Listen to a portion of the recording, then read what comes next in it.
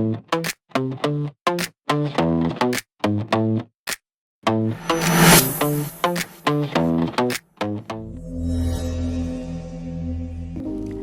WinSpace-ის შაბათია და ვიმყოფებით Habitat Coworking-ში. სივრცე მდებარეობს დიდ დიღომში, პეტრე იბერის 24 ნომერში.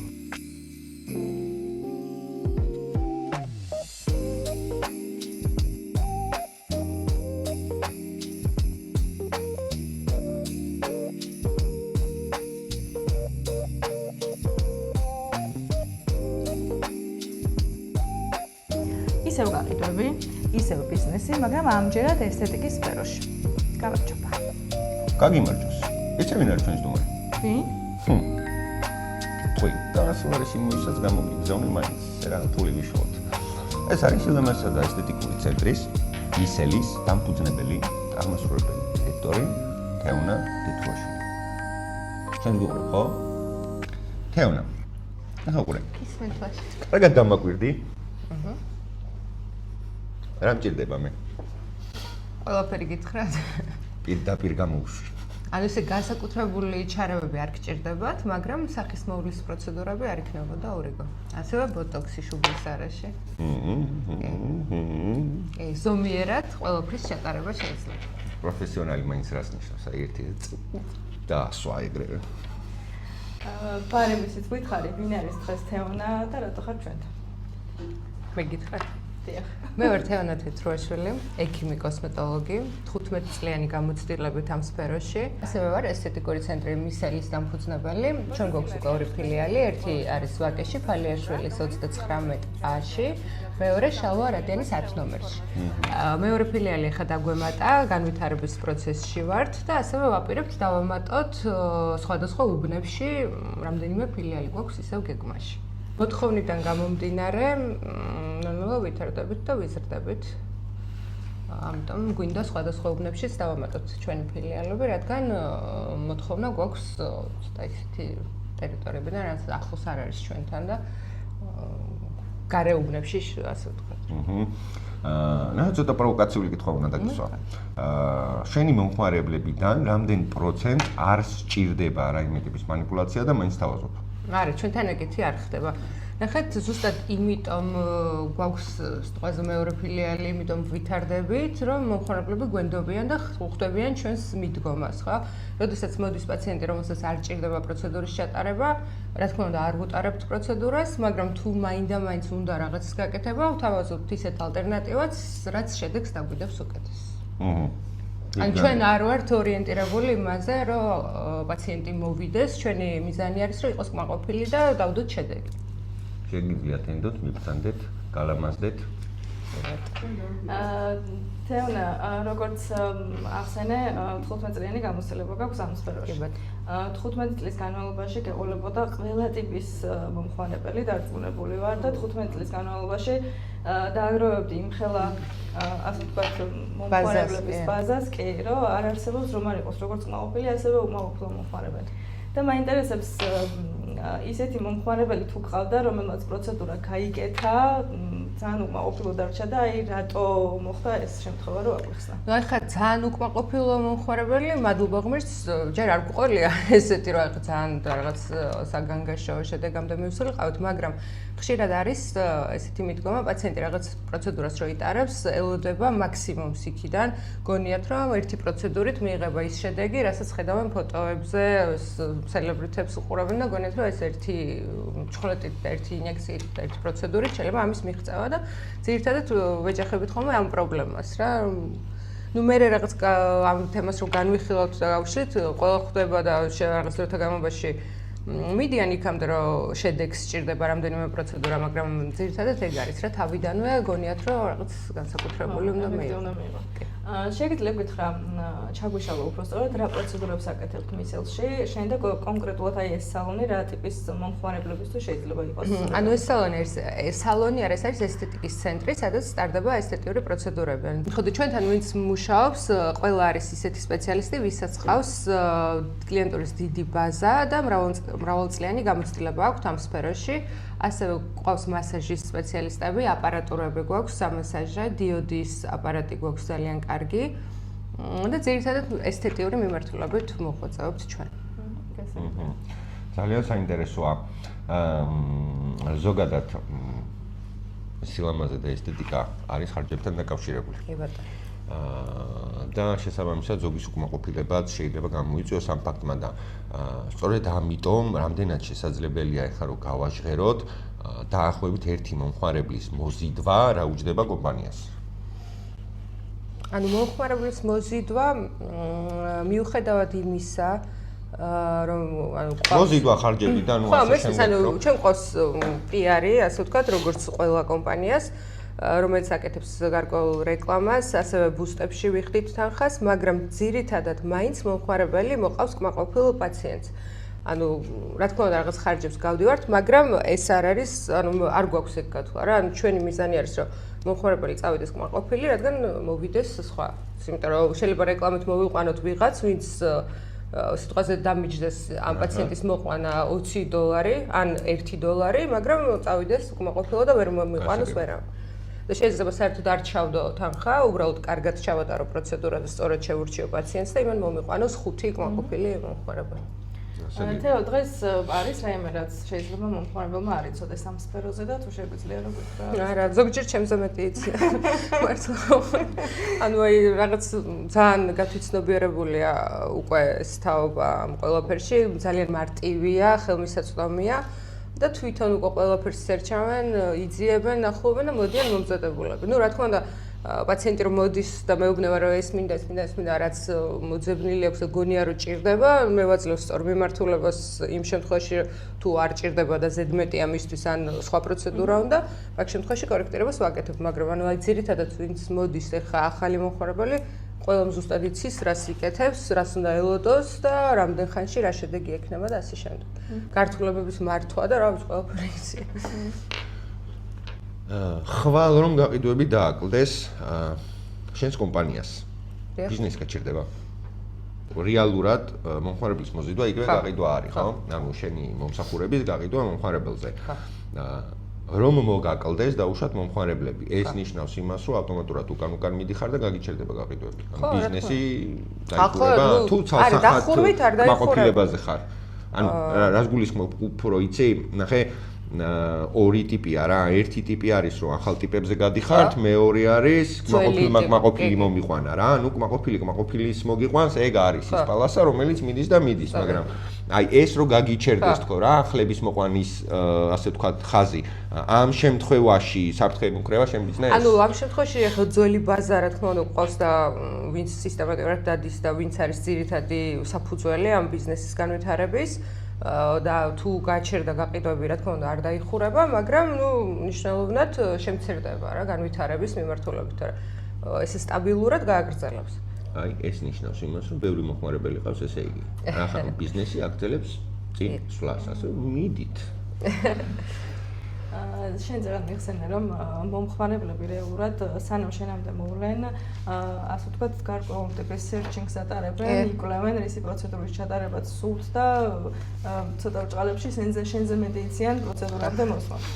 მე მაინტერესებს აი ამ ძებნის პერიოდში და იმ პერიოდში დღევანდელობა 21 საუკუნეში მაინტერესებს ფილტრებმა რამდენად გააფუჭა სილამაზის სტანდარტები. ძალიან გააფუჭა. აი მართლა სტანდარტებიც და ფსიქიკაც დაუზიანა მომხმარებელს. იმიტომ რომ აღმოდიან ფილტრის ფოტოთი და უნდათ რომ გახსნიან იდენტურები. ხო, იდენტურები ახლა. მაგ შემთხვევაში ყველა პლასტიკურ ქირურგიას ვრთავთ. რაღაც შედეგამდე მივიდივართ, მაგრამ ჩვენ არ გვაქვს, მაგრამ თანამშრომლობთ ეს კლინიკებთან, როდესაც არის ხოლმე ხშირად არის ჩვენება რაღაც პაციენტს რაღაც შედეგის მიღება რა უნდა, ეს კოსმეტოლოგიური მიმართულებით ჩვენ უძლური როცა ვართ, ვუშვებთ ჩვენს პარტნიორ კომპანიებთან და გვეხმარებიან შედეგის მიღებაში. რჩევა რეკომენდაციასაც იძლევიან სადმიგნე როგორ გააკეთონ და ასე შემდეგ. ხო, ეს არის თავარი სწორი რჩევა.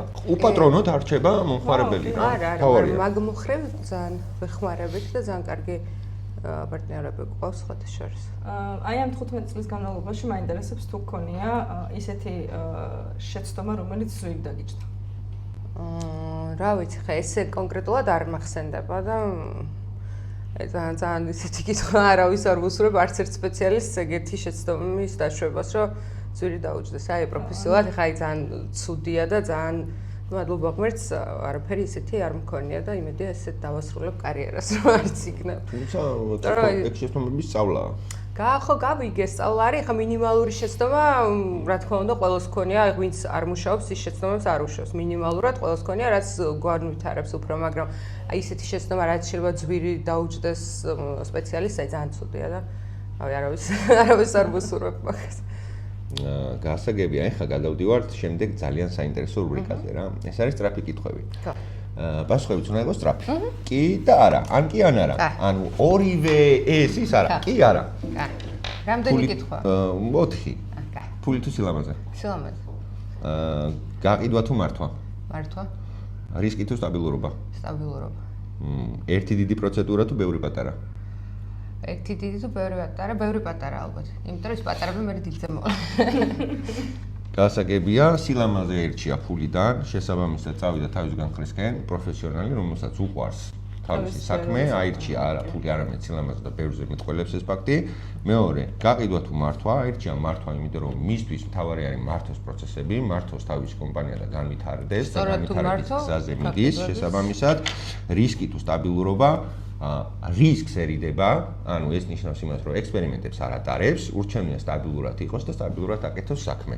და მეოთხე, ერთი დიდი პროცედურა თუ ბევრი პატარა, ეს ნიშნავს იმას, რომ მაქსიმალურად კონცენტრირებული არის მომხმარებელზე. დასკვნა თქვენ გაიგეთ.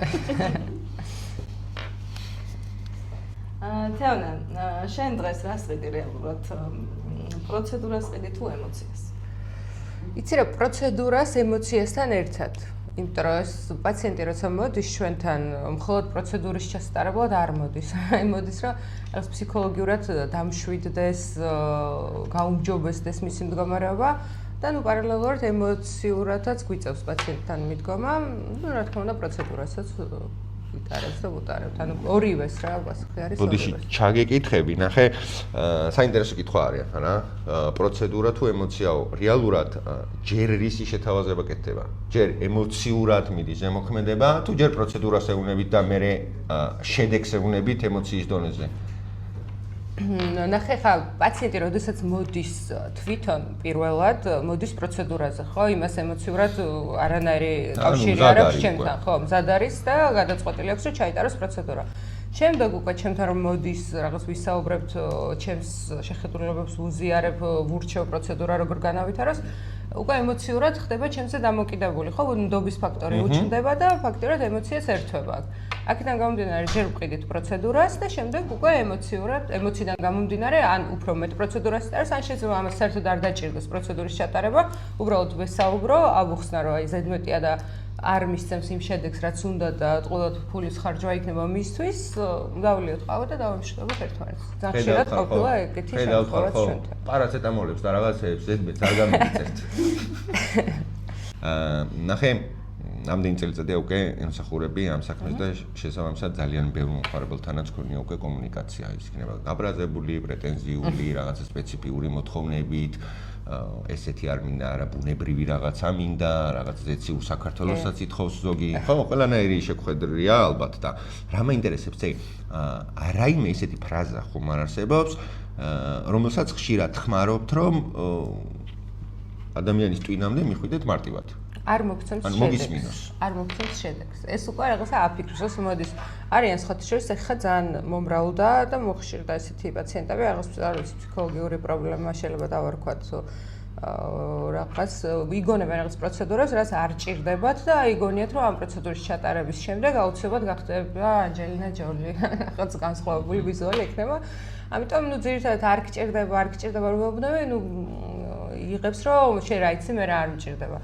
შემდეგ რომ ვეუბნებთ, რომ ეს შედეგს არ მოგცემს და შეიძლება სანანებელი გაგიხდეს, იმიტომ რომ არ იქნება ის ვიზუალი, რაც გინდა, მე როგორ ფიქრდებიან, თუ შედეგს არ მომცემს, ან მაგით მე ვუხსნი იმას, რომ მე პასუხისმგებლობას არ ვიღებ იმ შედეგზე, რაც მიიღებს, რომ მე წინასწარ ვიცი, რომ არ ექნება შედეგი და უკვე თვითონაც ეკარგება სურვილი რა. ანუ ხშირად ამართლობს ეს სიტყვები. აი მან ნახე საინტერესო რაღაცა დავიჭირე ეხლა რა. აი ეს მინდა, მომხმარებელი ითხოვს იმ მომსახურებას, რაც რეალურად პროფესიული თვალით რო შეხედავ, არ ჭირდება. რაიმე ტიპის მიმბაძველობასთან ან მოდასთან ან ტენდენციასთან ხო არა გვაქვს ეხლა საქმე, ხო? ანუ იმან გაიკეთა და მეც მინდა, დაახლოებით ტატუს თემა რო არის, ერთმა გაიკეთა, იმას მოეწონა და აუ მეც მინდა. ხო? ბაძავენ ერთმანეთს, ბაძავენ ცნობილ ადამიანებს ძირითადად და ნუ ეს ახალგაზრდა ეს ჯენზი თაობა ერთი თუ რაღაცას იკეთებს, ყველა იკეთებს იგივეს და ყველას უნდა ზუსტად ისე. და ძირითადად ეგ პრობლემაა მიმბაძველობა და იმაზე არ ფიქრობენ, ანუ ვის სახეს რა უხდება და ვისთვის რა პროცედურა არის პრიორიტეტული. ანუ ეგ არის ჩვენი მიზანიც და ჩვენი ვალიც, რომ სწორად დავანახოთ მომხმარებელს რა უნდა და ვივცეთ სწორი რჩევები. ფაქტობრივად მე ვფიქრობ, რომ ამ კითხვაზე უკვე პასუხი ჩემთვის გაცემული გაქვს ჩვენი გადაცემისთვის, მაგრამ მაინც დავსვამ ამ შეკითხვას. დღეს რატო გენდობიან ადამიანები? იმიტომ რომ სწორ რჩევებს ვაძლევ და ანუ ჩემთვის პრიორიტეტი არის კმაყოფილი მომხმარებელი და ყველა პაციენტი არის ჩემი სახე. ამიტომ მირჩევნია რაღაც პროცედურების ჩატარებაზე ვთქვა უარი და ეს პაციენტი წავიდეს კმაყოფილი, ვიდრე გავაკეთო ის რაც უნდა და ჩემთვის იყოს ძალიან ცუდი, ჩემთვისაც და ჩემი კომპანიისთვისაც. და მაქსიმალურად ვცდილობ ჩავატარო ეს პროცედურები, რასაც ვინდობი, რაც ვიცი რომ შედეგს მომცემს და რაც სჭირდება მომხმარებელს. საინტერესო კითხვა უნდა დავსვა ძალიან. აბა. რა არის ყველაზე დიდი ტყუილი, რომელიც ამ სილამაზის ინდუსტრიაში იყენებს ხალხი? ჩვენ ვიყენებთ ხო? უფრო კლინიკების მხარე, ვიდრე მომხმარებლები. ყველაზე დიდი ტყუილი, ესე კონკრეტულად ტყუილი არ მახსენდება, მაგრამ ნუ რა არის რაღაც პროცედურები, რასაც მარკეტინგულად შეიძლება უფრო ისე ვფუთავთ, ვიდრე რეალურად არის, მაგრამ რა თქმა უნდა შედეგს ყველაფერი დებს. უბრალოდ დროში გაწელს, აი თუნდაც ფოტოებს, რასაც ვხვდებთ პროცედურების, აპარატურული პროცედურების, ზოგ მომხმარებელზე მართლა პირველი, მეორე პროცედურის შემდეგ არის ეს შედეგი, ზოგ მომხმარებელს სჭირდება 5-6 პროცედურა. სანამ არ მოვა ჩვენთან პაციენტი, მაგას ვერ იგებს. რა თქმა უნდა, ჩვენთან რომ მოდის, ინდივიდუალურად ერჩევა პროგრამა და ინდივიდუალურად ვუხსნით დაახლოებით რა რაოდენობა დაჭირდება, მაგრამ ესე ვიზუალურად ჩვენს გვერდზე თუნდაც შევანახავს, გონია რომ ერთ პროცედურაში ამის ჩატარების შემდეგ იღავს ამ შედეგს და რაღაცა შეფუთული არის ყურადღების მიქცევის მიზნით, მაგრამ მე როგორ მოდის და გაიშლება ეს თემა, რა თქმა უნდა, იგებს რა ჭირდება, რამდენი ჭირდება. ანუ რეალურად გამოდის, რომ ინდივიდუალურია, ინდივიდუალური დანიშნულება, ინდივიდუალური პროცედურები, ყველაფერი არის ინდივიდუალურად მორგებული. ხო, ანუ ესე ტყუილი კონკრეტულად არ გვაქვს. კიდე შეიძლება გამოიყენებოდეს ის, რომ აი მაგალითად ფოტოებს ესე საიტზე, ანუ უფრო მარკეტინგული მიმართულებით შეიძლება ავიღოთ რა, ეს საიტზე ვტვირთავთ ისეთ ფოტოებს, სადაც უფრო მკვეთრად აღიქმება შედეგი და არა ისეც ხო ვიღაცამ შეიძლება ჩაიტაროს რაღაც ყრიმალის მოდელირება, ტუჩის აუგმენტაცია და მქონდეს მინიმალური შედეგი, იმიტომ რომ უნდადეს ამ ბუნებრივად. რა თქმა უნდა, ამას არ ვტვირთავთ, იმიტომ რომ მე ხვდები რომ გაკეთებული აქვს და თვითონ რაც უნდა და ვტვირთავთ ისეთ შედეგს, რომელიც უფრო მკვეთრი არის და თვალში ისაცემი. ზოგადად კამერაში ბევრი რაღაც სხვანაირად არის. ხო, სხვანაირად არის. ხო, კი. და მე რატომაც მეგონა რომ ამ კითხვაზე პასუხს გასცემდი ფრაზას არ გეტკინებას. და ვერ მივიღე. არა, არ გეტკინებას არავის არ მეუბნების ხოთშორის არა. პირიქით. ამას მეცინება ხოლმე არ გეტკინება. ანუ მტკივნეულია? ანუ არის პროცედურები, რაც მტკივნეულია კი და მე მირჩევნია პაციენტი. მტკივნეულია? არა. არ გეტკინებს. არა, მართლა არ გეტკინებ. ანესთეზიით კეთდება. ანუ ზოგადად ნახე ფსიქოლოგიური მომენტია, როდესაც არ ელოდება პაციენტი ტკივილს და ტკივა უფრო მეტად აღიქვას. როცა მზად არის ტკივილისთვის და იცის რომ უნდა ეტკინოს, უფრო მომზადებულია და ჩემთვისაც ეხლა მე მქონია შემთხვევა პაციენტი პროცედურის დროს გამხდარა ცუდად. ნუ იცოდა რომ ეტკინებოდა, მაგრამ ეს ფსიქოლოგიური განიცა და ინერვიულა და გულის წასვლამდე მისვლა ხდება ეგეთ რაღაცები და ზედმეტი სურპრიზები არ მჭირდება, ამიტომ მაქსიმალურად ტრენდი შექმნა არც მე მეყვარდა ხოლმე. ხო. მაქსიმალურად. ბოტოქსი არ გეტკინება. მარტო ბოტოქსი დამჭირდება? ჯერჯერობით დავწყოთ ბოტოქსი. მე რომ მივყვეთ. მე ჯერჯერობით რას ნიშნავს? მე ზუსტად ვიცი გავიგებ. არა, ხა ეს ერთი შეხედვით, არა, მარტო ერთი შეხედვით ამ შემთხვევაში. დამაწყებინე ეს თემა. აი ერთი ევანდ მოდი პირველი ცხმეტა გამაკეთებინე და მე ვნახოთ. ხანდა მოგიყვანო და მე მევეს.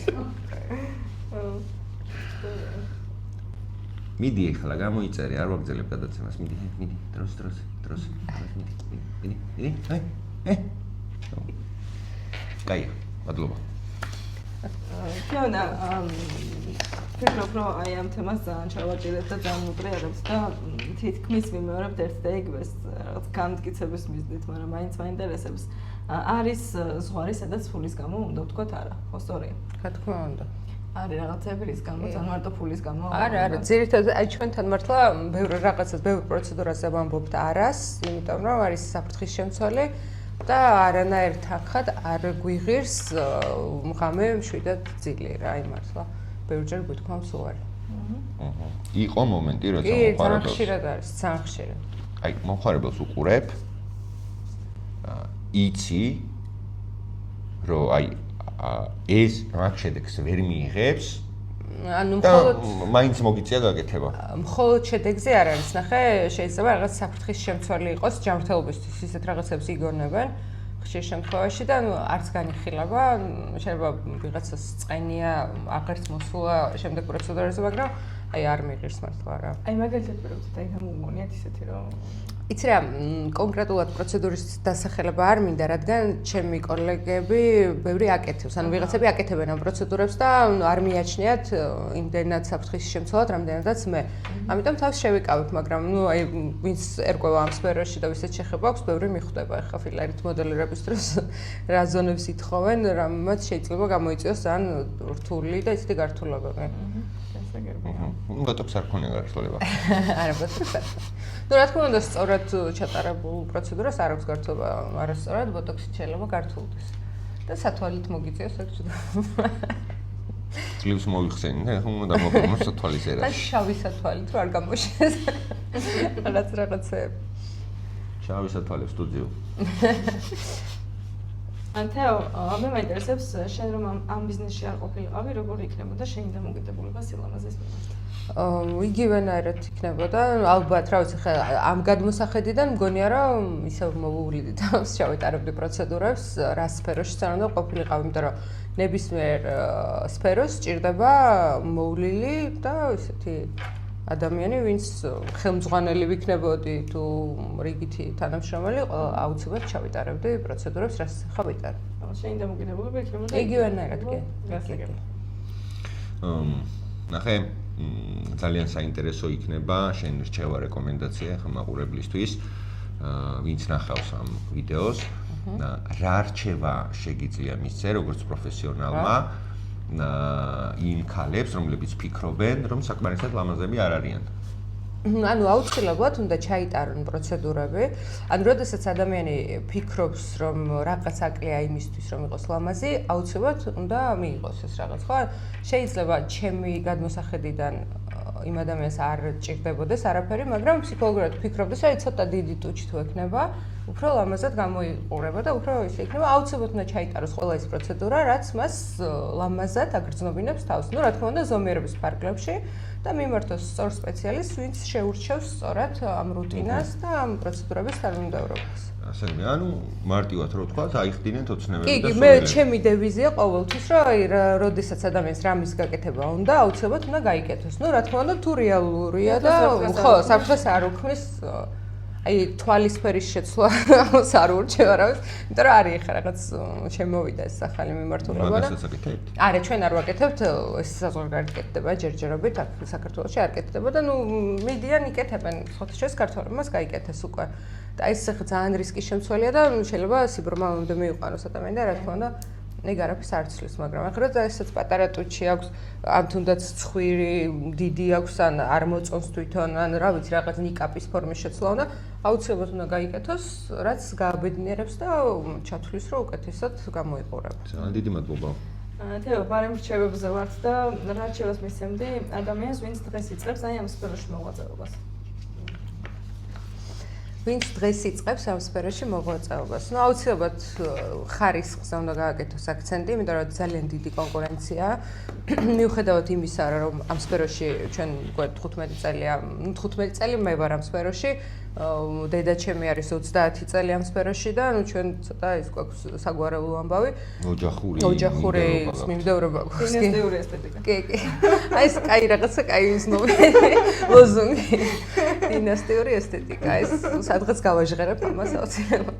მიუხედავად იმისა, რომ ამდენი ხანი ამ სფეროში ვარ და ძალიან დიდი ბაზა გვყავს მომხმარებლების, მაინც სულ ვცდილობთ რომ განვითარდეთ, მაქსიმალურად ვცდილობთ რომ ხარისხი არ დავაგდოთ და ისეთი ყველაფერი გქონდეს უმაღლეს დონეზე. მით უმეტეს, როდესაც ადამიანი ხა იწყებს ამ სფეროში მოღვაწეობას, მაქსიმუმი უნდა ჩადოს ამ სფეროში, უმაღლესი ხარისხის პროდუქცია და სწორი მიმართულებები, თუნდაც მარკეტინგული მხრით. ანუ შეიძლება ჩადოს დიდი თანხა, ვერ ამუშაოს და ვერ განავითაროს. ამიტომ მარკეტინგიც ძალიან მნიშვნელოვანია ამ სფეროს გასავითარებლად, როდესაც დამწყები ხარ.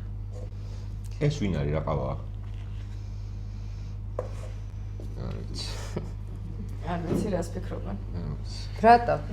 არ ვიცი აზრი არ ვარ დამიდეს რა, ან სახელი დააწერე, ან გვარი დააწერე. ან შეგვიძლია დავწეროთ თქვენი სახელი გვარიც არ არის პრობლემა. თეონა ძალიან დიდი მადლობა რომ იყავით სპეისის სტუმარი.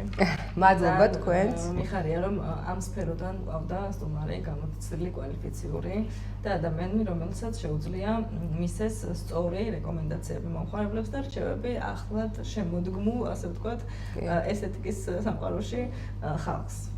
ძალიან დიდი მადლობა. ამ სფეროში ნამდვილად ჩავლებრივ როსანი ვიყავით და დღეს ბევრი რაღაცა. მივხვდი რომ გჭირდება რაღაცა. გავიგე, ვისწავლე, ელემენტარული პირისავაინც არ დავაღებ ხოლმე და არ დავიწყებს ერთვას ეს რა არის რა მითხრა. ხო და საკმაოდ კარგი რჩევები იყო. მადლობა გულახდილი პასუხებისთვის, მადლობა იმიტომ რომ იყავი ჩვენი სტუმარი.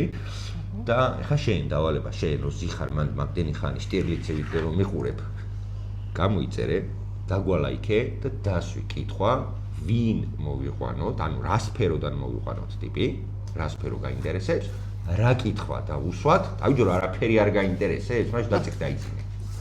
ძალიან მომეწონა თქვენს გადაცემაში და რა ვიცი, მე მგონი კიდე მოვალ. რაღაცა ძალიან კარგად მიგრძენი თავი.